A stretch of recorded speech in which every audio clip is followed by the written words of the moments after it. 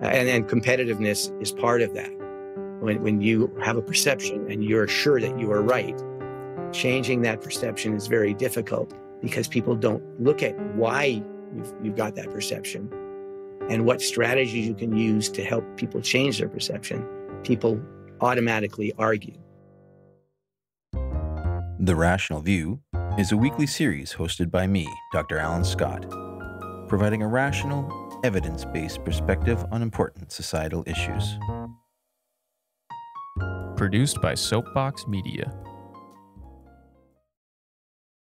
Hello, and welcome to another episode of The Rational View. I'm your host, Dr. Alan Scott. I've recently begun to suspect that we as a society favor competition over cooperation to our detriment. As children, we're trained to compete. We play competitive board games like Sorry and Monopoly, where you win by sabotaging the other players. We almost fetishize competitive sports, spending hundreds of billions of dollars watching athletes violently punish each other in some cases. It would seem that these attitudes carry over into the political arena. States and religions and corporations all compete for power over the people, leaving a trail of broken lives and bodies in their wake. And yet, it can also be argued that competition brings out the best in people. The dominant capitalist economic system is based on the concept of a group of self-interested players who collectively and competitively comprise the market, where the success of the top players advances by exploiting those less successful. Some of our most significant scientific and engineering advances came as a result of intense development work motivated by mankind's most deadly competitive endeavor, war. Radar, jet planes, nuclear technology, and even the Apollo program to go to the moon were essentially the result of this competition between nations. But cooperation also has its value. The space station was a Cold War cooperation between the US and Soviet Union. The Megatonnes to Megawatts program that used Soviet nuclear warheads to power US nuclear reactors was hugely successful cooperation.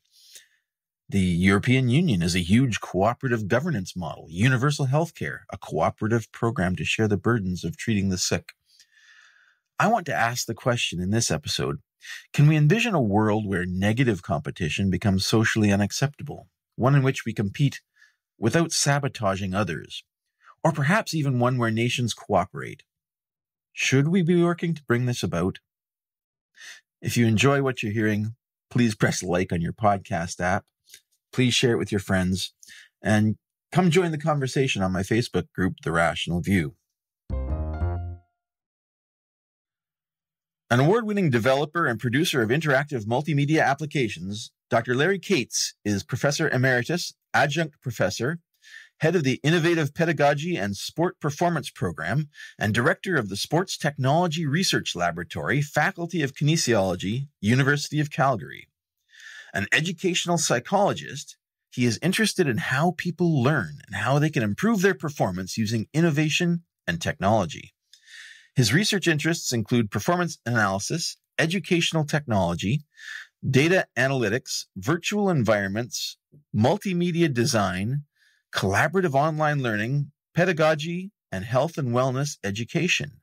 A former competitive athlete, coach, coaching instructor, referee, and volunteer leader, Dr. Katz has first-hand experience with intense competition and the impact of competing when cooperation is mutually beneficial.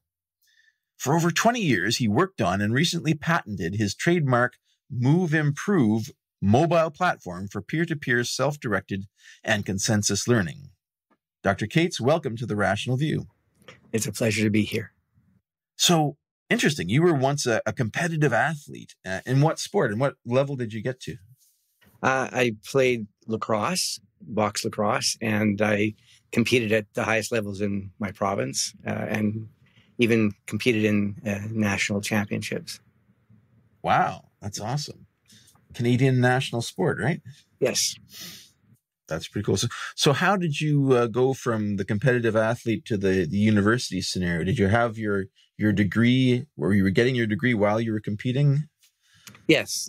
Lacrosse was a sport that you played in the spring and summer. So most of the time I was still studying. Yes. Okay. So now you're professor emeritus, head of a program. This is quite a high profile teaching position. What was your career path like? Interestingly, I had no idea what I wanted to do when I started out at university, and took a broad range of courses, and then fell into psychology. And then educational psychology became an area that I was really fascinated with, because I hated school. I was one of those people who found school boring, and I wanted to change the way people learned. I haven't been as successful as I'd like to be, but have had an impact in some of my special programs that people really like. So interesting. So you've studied cooperative and competitive behaviors. I believe in college students, you published a paper a couple of years back that I came across, and this is kind of what brought me to you. Your paper showed that a very interesting result, that most people will still compete even when cooperation is obviously the best choice. Could you elaborate on your work a little bit and maybe give us the premise of what you did? Okay, well, maybe I could start with a scenario. If I had a group of 20 people and I divided them up and I said, everyone get a partner. And I asked each partner, each pair, that one of the members in the group make a fist. And the other partner, when I say go, to get that person to open their hand. So what do you think people would do? How would they react when I say go? I guess they would pull at the hand and the other people would try to resist. Right. And that is almost universally what happens. But there are one or two people who will just turn to that person and say, would you please open your hand? Yes. What happens is people react immediately to most scenarios as a challenge and as a game and as a competition. Right. And so it's almost built into our operational systems, if you will. Kahneman talks about system 1 and system 2, the way when we're learning or when we're existing, to survive, our system 1 reacts to situations. We have to look at a situation immediately. Are we in danger? Do we have to run? So that's our system 1. Our system 2 tries to look at the situation, understand the context, and make decisions. So they should work in tandem, but sometimes they work independently. And for most of us, when it comes to situations where we think it's a game, we assume it's a competition, and that's the way we react. So that is the sort of the basis of my work. I'm looking at the strategies people use to make decisions. So you have a strategy, a tactics, the observations. How are you going to solve a problem? Unfortunately, most of us don't stop to think about the context before we sort of engage. And so I can describe the research that we did, if you'd like, and give the context for our discussion. Yeah, no, I'd be very interested in that. Like, what was the game that you had these people play, and how did they treat it? Yeah, well, when I first started in psychology, I read a really interesting paper by Kagan and Madsen, where they took children and from different cultures, Mexican children, sort of rural orientation, and American children, and they gave them like a checkerboard with a piece in the middle, and the strategy in the game was if you move the piece to one side of the board, one person will get a prize. If you move the piece to the other side of the board, the other person will get a prize. So they're working in pairs, and they get to move the piece one square at a time in any direction they want.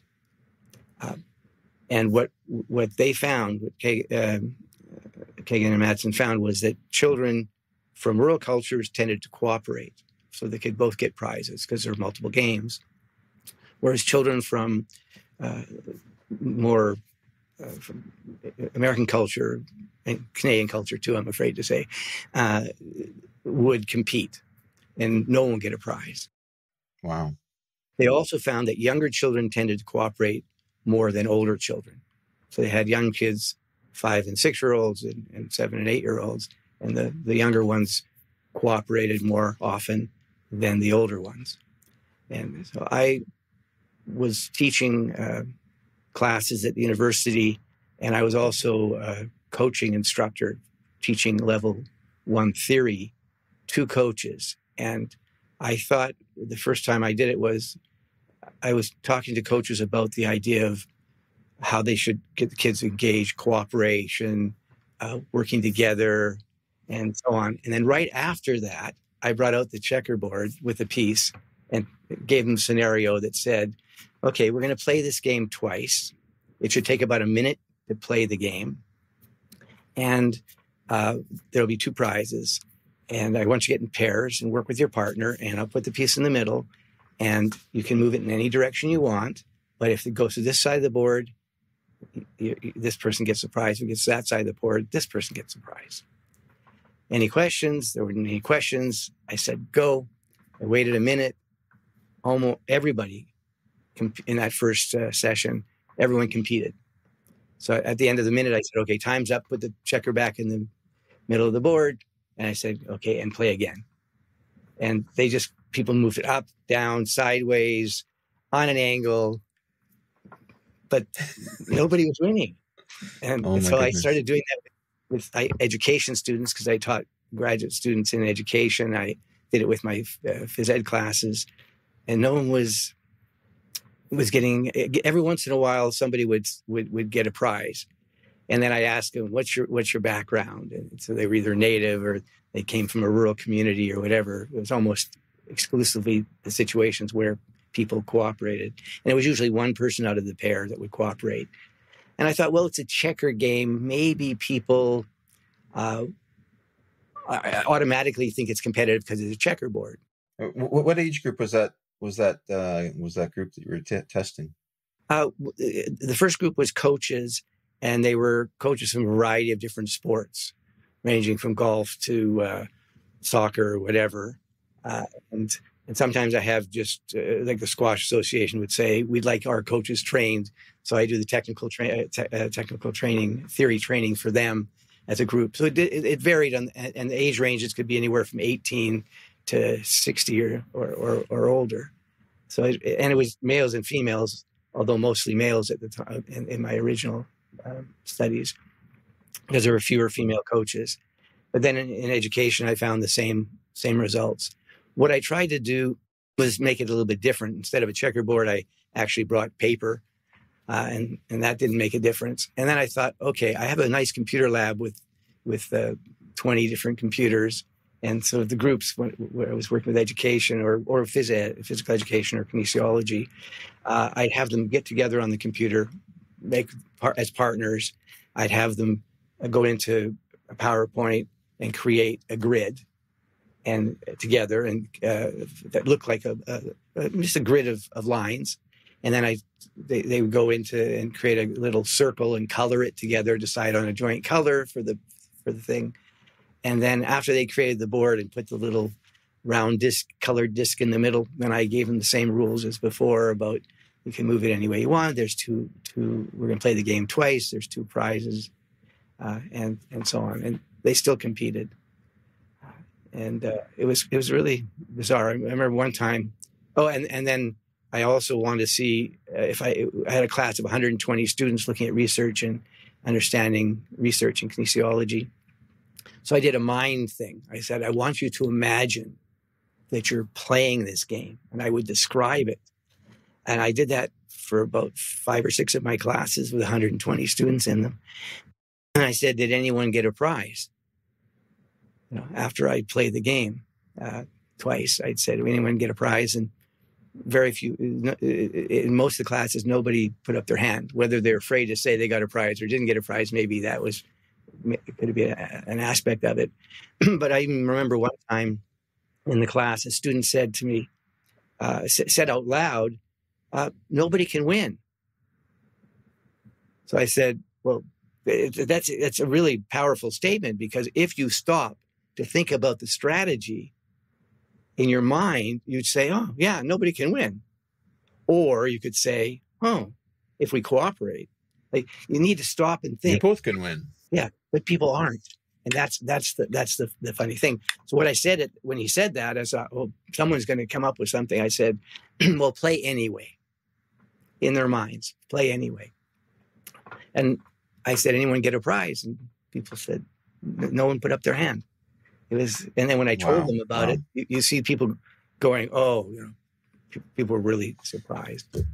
So yeah, this is one of the reasons I made this podcast is to promote rational decision making in public arenas and address this problematic system one thinking that doesn't seem to get us. You can rationalize a lot of things that aren't true, but rational thinking seems to be missing in the public arena in a lot of cases. So you've identified in this study that the majority of people will illogically compete when cooperation is better for both players. Where does this irrational predisposition come from? Why do we not think about this? Why do we jump to the wrong answer in the majority of cases? And you ask a really good question. And I guess the question is cooperation innate or learned? Or conversely, is competition innate or learned? And in some ways, it's really, we don't know the answers to that. And we don't have really good tools yet to measure those things in terms of whether either of those things are naturally part of our existence. But I mean, we all compete. When you're born, you're competing for food and attention, affection, and resources. So there is that aspect of it. But there's been research done with young children where they cooperate, or somebody calls it fair play, where they will share. At 2 or 3 years of age, they share, and that's not necessarily something they learn when they're young.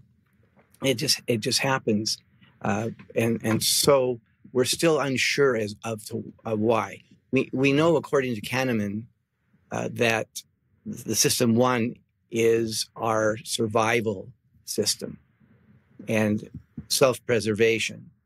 But if you look at the evolution, we were hunter-gatherers for thousands and thousands, or maybe even millions of years, depending how you calculate it. And so in order to survive as hunter-gatherers within the in-group, we had to cooperate. And I think cooperation comes down, is part of what happens evolutionarily. We're born with a cooperative instinct, at least within our inner group, right? And there is some evidence to suggest that people who have a strong inner group are unlikely to share with the people outside the inner group. And so there's much more competition between groups. So that's a fairly straightforward, makes sense. But we create a very competitive environment.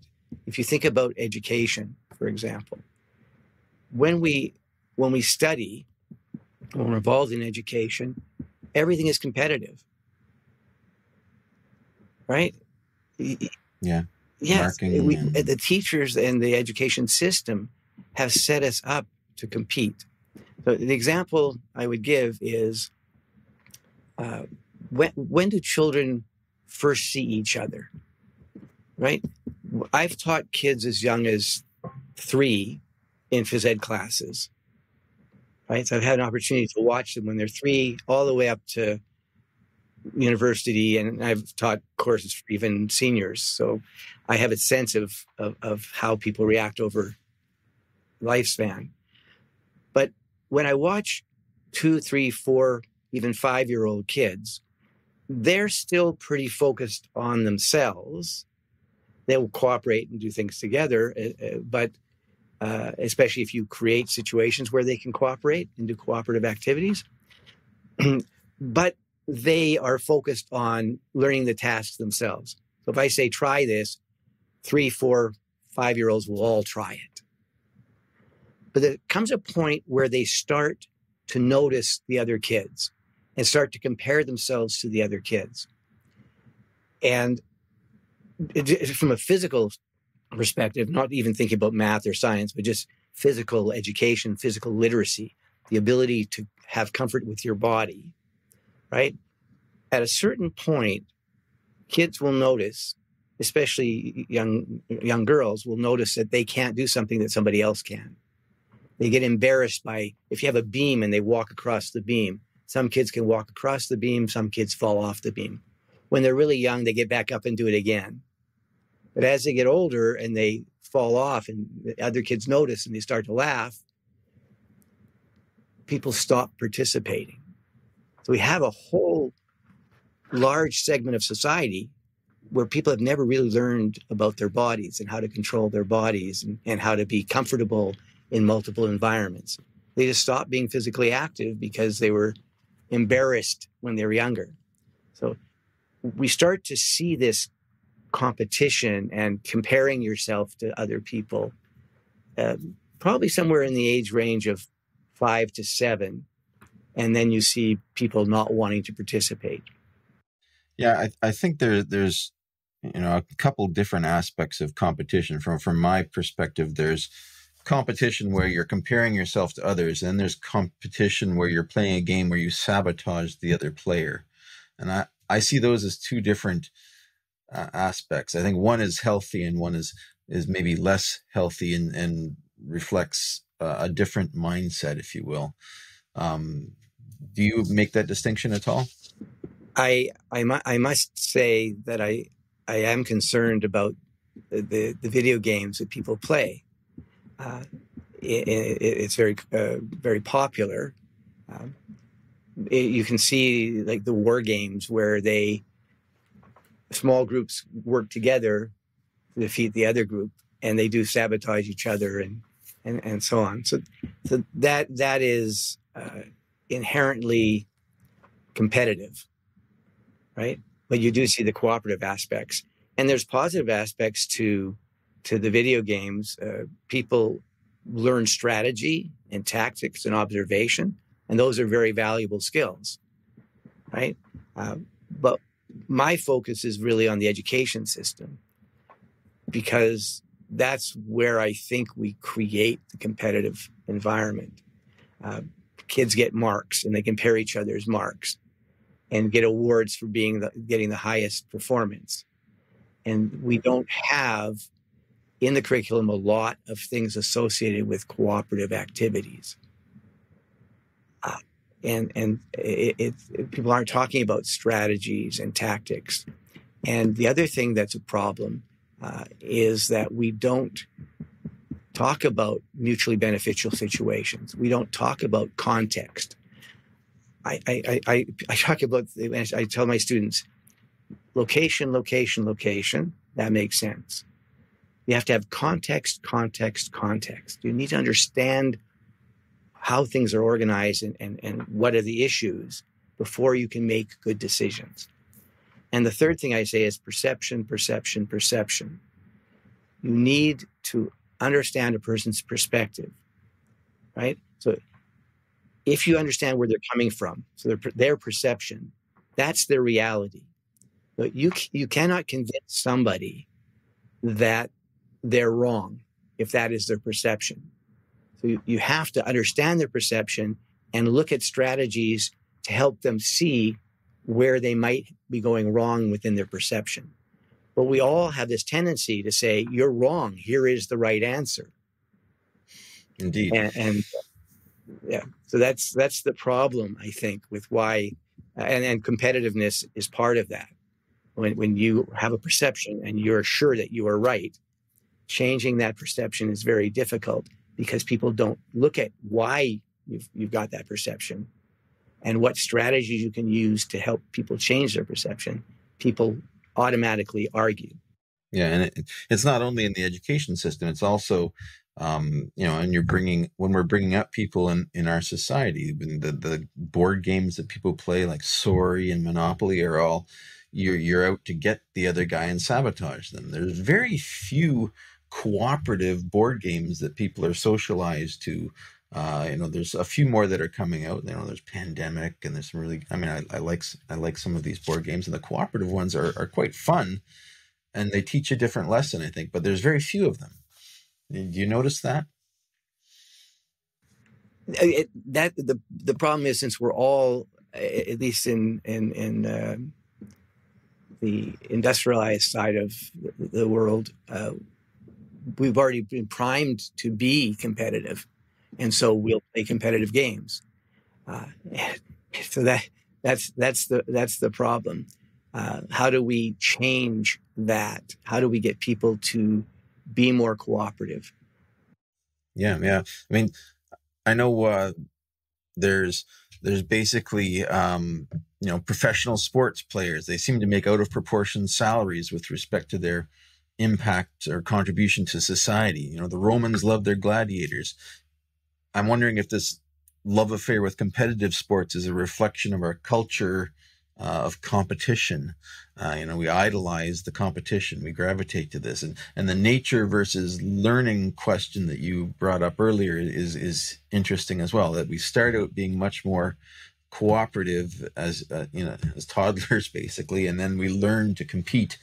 I'm wondering now. There's value, obviously, in competition. It helps us. It motivates us to strive and to better ourselves. But is there a way to de-emphasize the negative aspects of competition and emphasize the positive parts of competition and cooperation? Are you looking into that in your work? In a sense, I've evolved a little bit more into the technological aspects. I'll explain that in a second.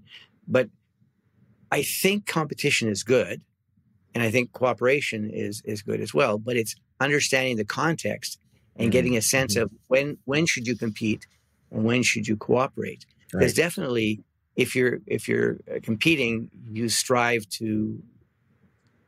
You're very task oriented. You're striving to be successful and to advance things. So there is a very positive aspect to competition. I don't want to denigrate it at all.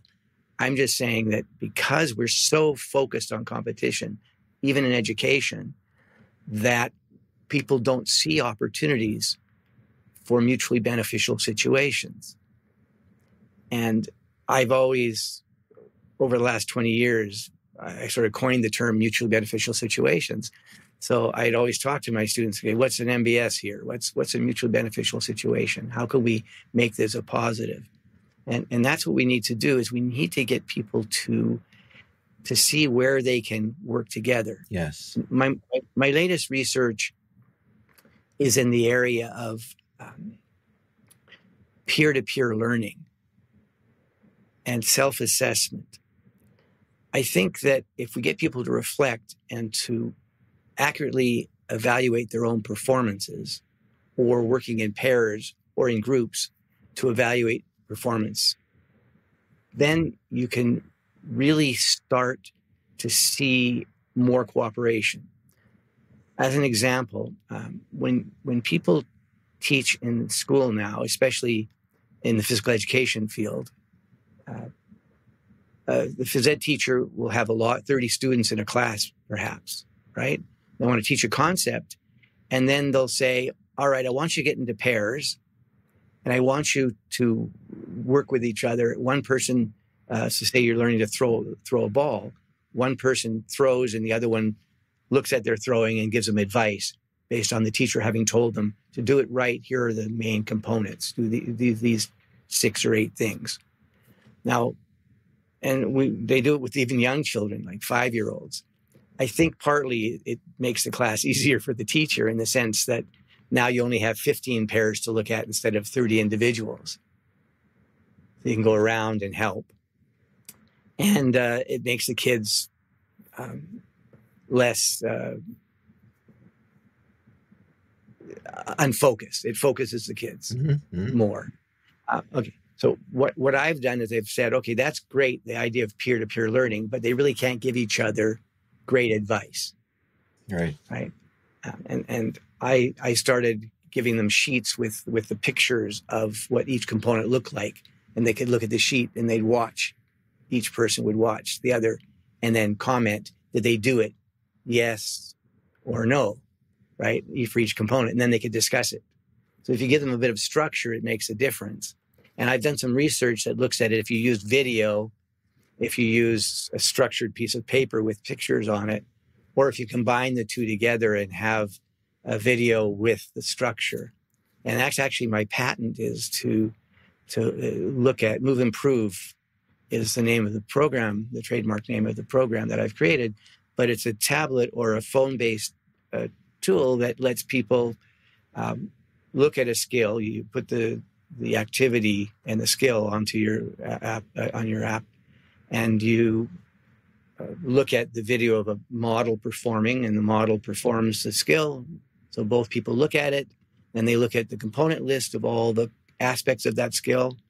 Then we work in pairs. I take a video of you, and then we go through and we assess, did we do all of those components, right?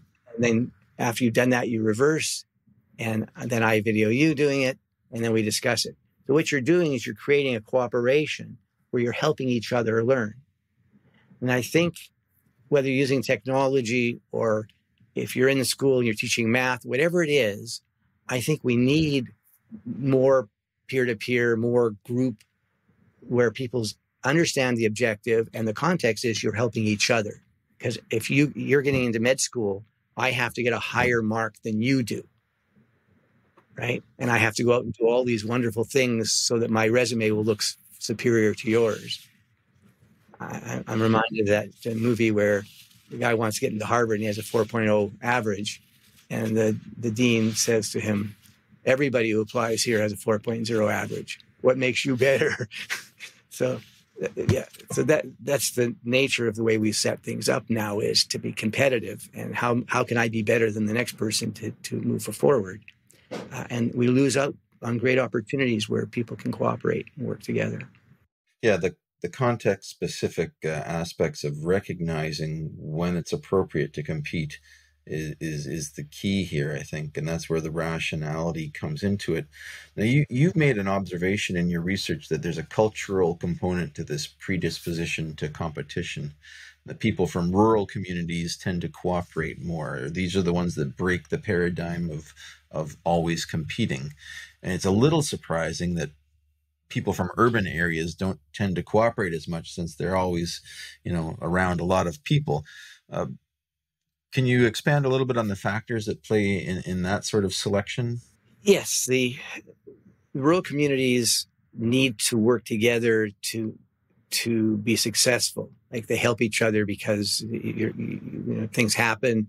They have to build things together. There's much more cooperation in order to survive, but it also is the in-group. There's some research that says that within your in-group, you'll cooperate, but you might not cooperate with the out-group. People are outside of that in-group. Whereas urban people, when they do cooperate, are more likely to cooperate across groups. And so the interesting observation was we saw that people who came from rural communities or native communities and so on still cooperated in the games that we were talking about. Not all, but some. And the answer about the in-group, out-group is that they may have expanded their in-group, right, to the people who they're where they're studying together with and so on. May have been added to the in-group. And that's why they were more cooperative. So the issue is, yes, rural community tends to cooperate more. One of the there hasn't been a study where you pair up, say, one rural person with one urban person to see what happens in the scenario. Yeah, I can imagine there is some aspect of fear of lack of reciprocation involved in these game scenarios. Like in the checkerboard one that you suggest, one of them has to basically give up first in the hopes that it will be reciprocated. And Right. if you don't have any background on your partner, you don't know what their character is. Will they reciprocate? Is that part of the calculus that goes on here? Is there an actual rational calculus behind lack of competition, or is it irrational? No, I think initially everything's irrational if you immediately compete, like with making the fist, right? And when I ask that question, people always say, "Oh yeah, well, you're going to try and make that guy open his hand." So very few people would say, "Please open your hand," which would be the obvious thing if you stopped and thought about it. So why can't I ask them? Get them to open the hand? Ask. But it's a trust issue, right? If you have a high trust in people, you're more likely to cooperate. If you're low trust, you're less likely to cooperate. And taking the risk, there's number games. There's the prisoner's dilemma game, yes. and the ultimate game, and those games also require that you trust the other person, right? So in the prisoner dilemma game, you've both been arrested, as it were, and you have choices. You can confess or not confess, and the rules are if both of you, or you can keep silent, right? Keep silent or confess. Okay. If both of you keep silent, then you'll be set free. If you confess, then you actually get a reward for confessing if the other person keeps silent, right? So you can actually do well if you confess relative to the other person, and if you both confess, you get nothing, right? Right. So, okay. Yeah, and it's interesting that a lot of people will confess instead of keeping silent. The ultimate game is where one person's given $10 or some sum of money, and the responder, the person who gets the money, and the responder is the person who has the money is supposed to say, okay, how much money would I be willing to give to split? And you can say half, like 5 and 5, or I'll give you 9 and you can have 1. If I'm the responder and I accept then you get the money, I get the money. So I get 9, you get 1. But the responders tend, if the responder says no, neither of you gets any money, right? So what's a fair split? I have $10. If I say I'll give you 5, then you'll probably respond yes right away, and you both get $5. But at what point will I be unhappy with you and say, no, you're going to take the majority of it, you can have a 0, and I say no.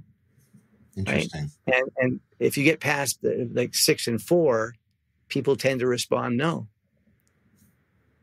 Even though they're better off saying yes no matter what they get. Exactly. They're angry at the person for taking too much. Right. It's the concept is fair play. Right. So the idea is, what is fair play? And there's been some very interesting studies around the idea of fair play, and that's one of the studies with 3-year-olds where they have a sense of fair play, and they share things. If people cooperate, then they share whatever was part of the activity, and that concept of fair play is in all of us. We look at a situation and say, "Is that fair?" Right, and we see that in the different games that people play. Yeah, I mean, and I think this also reflects on our economic models as a society. There's capitalism, which is, the self-interested greed model of the market, is at the heart of financial success, and we're taught this. That self-interested behavior is the best, and it's kind of beat into us from an early age, whereas in socialism, where you cooperate, is bad, and no one is motivated to do anything.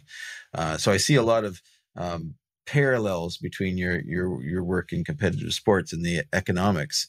And in fact, I think there's recent studies that show, sociopathic behaviors in men are seen as leadership qualities in corporate culture.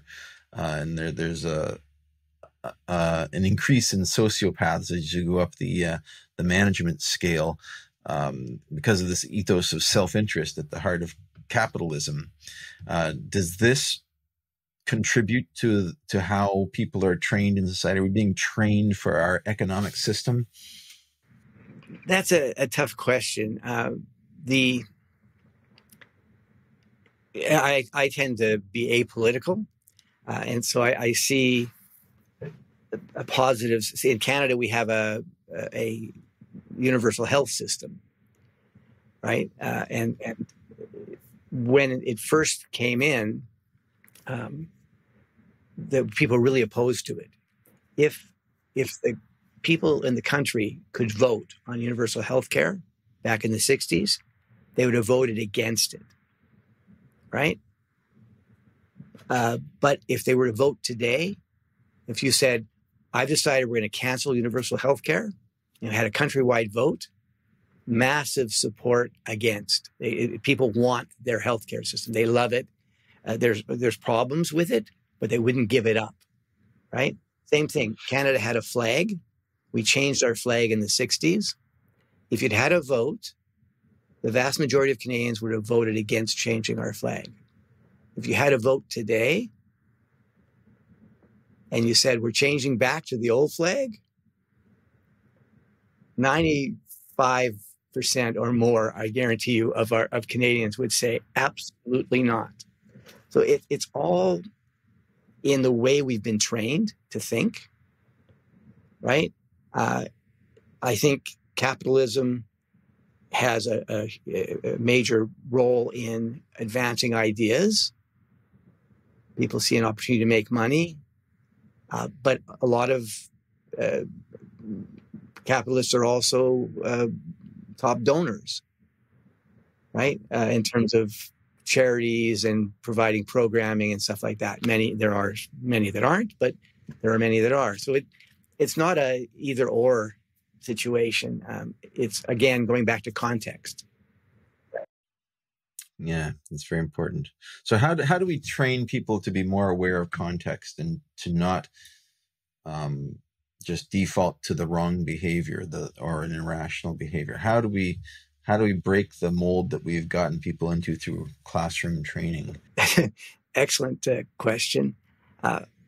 When I start a lecture, my very first lecture, I tell people about Chris Hadfield, who is a very famous Canadian. He was an astronaut, the first Canadian to be the head of the space station, non-American to be ahead of the space station. Actually played his guitar on the space station. He used to speak to school kids on a weekly basis while he was up in space. And I happened to listen to one of the broadcasts just out of interest.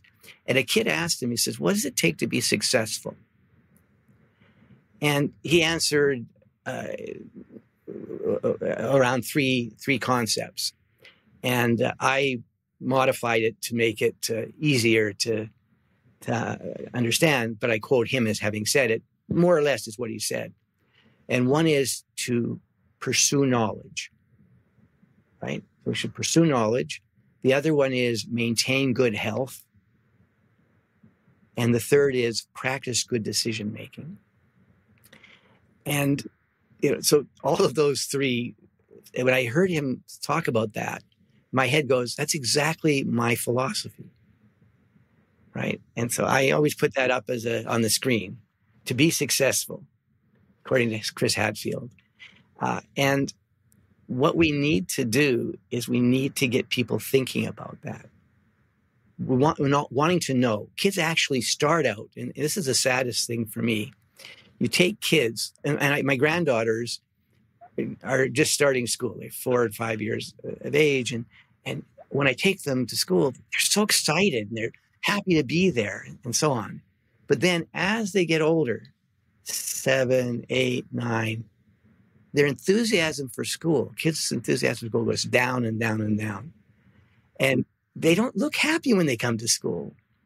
The older kids, they sort of come in, they look miserable and so on. So what happens from the time kids are 4 or 5 and want to be at school and want to learn, and by the time they're in grade 12, they just want to get out, right?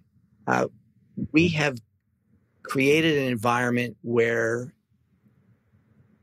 there's not a thirst for knowledge. We have to change the environment to pursuing knowledge, to be excited by learning. And how do we get that back? So that's number one. We need people to think about their health, because without that, you have nothing. And no, people don't. They eat poorly. They don't exercise. None of those things. But the third point, the practicing good decision making, we all make bad decisions. What we have to do is reduce the number of bad decisions we make. The strategy is to come up with ways of maybe courses that teach people about decision making. I find the work of Kahneman and Tversky a phenomenal work that they did, and they've actually Kahneman wrote a book. Tversky died early, and so Kahneman won the Nobel Prize in economics, right? He was a psychologist. So what's a psychologist doing winning the Nobel Prize for economics? Because he looked at the way people learn, the way people make decisions, the way people approach problems, right? And they did research on all of that. And all of that applies to economics. How we make decisions, how we would spend money, all those kinds of things they talk about in their research. And because they only give Nobel Prizes to people who are alive, Kahneman got it, but both of them would have ordinarily gotten it if Tversky had stayed alive. So anyway, that is what we need to do. We need to look at the work of people like Kahneman, and everyone needs to start seeing why we make decisions and how we make decisions, and that will improve our decision making. So that would be my big plug. People out there and looking at decision making, understanding. So go back to my original point: context, right, and perception. If you understand context and you understand perception and where people are coming from, then you can make better decisions.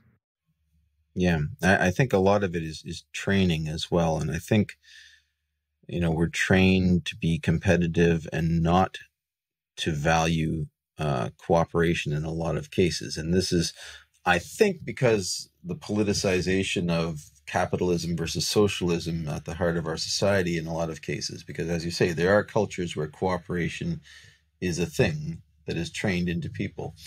And there are different aspects to that, as you mentioned. And I think if we are to break the mold, we also need to look at more cooperative, training more cooperative games for children, for example. I think that might have an impact. But as you say, it's got to be, the education system is also to blame for where we're at. So I'm very interested in how education treats this, and how, as you say, people get upset at education once they've been in the system for long enough. It should be a thirst for knowledge. It's and I felt the same thing through the system. The system beats you down and makes you uncomfortable with learning. It should be the opposite way around. And good luck on your work to change that. It's a huge burden to to try to turn the inertia, as it were, of our system, because it's difficult, right? And we're getting to the end of our time slot here.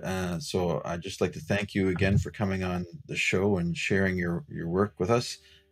It's been great to talk to you, and I've learned quite a bit. For coming on the show, I'm going to send you a Rational View t-shirt. Thank you. So thanks for spending your time. I appreciate talking to you. I really enjoyed it. Thank you very much, and good luck with all your work. If you'd like to follow up with more in-depth discussions, please come find us on Facebook at The Rational View and join our discussion group. If you like what you're hearing, please consider visiting my Patreon page at patron.podbean.com/therationalview. Thanks for listening.